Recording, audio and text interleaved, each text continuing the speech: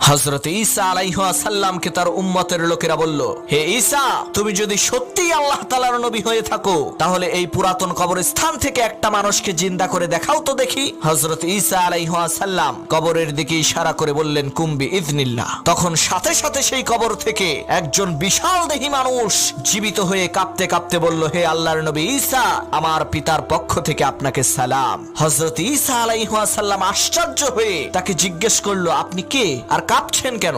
তখন সে বলল, আমি হযরত নূহ আলাইহিস সালামের পুত্র শাম। আমার পিতা আমাকে আগেই ভবিষ্যৎবাণী করে দিয়ে গেছে যে তুমি মৃত্যুবরণ করার ৪৫০০ বছর পর হযরত ঈসা আলাইহিস সালামের মুজিজার কারণে তোমাকে আবার জীবিত হতে হবে। আর আমি কাঁপছি এই কারণে ৪৫০০ বছর আগে আমি ইন্তেকাল করেছি, কিন্তু এখনো পর্যন্ত সেই কঠিন মৃত্যু যন্ত্রণা আমি অনুভব করছি। এখন যে আবার জীবিত হলাম সেই কঠিন মৃত্যু যন্ত্রণা যাতে আমার আর না হয়।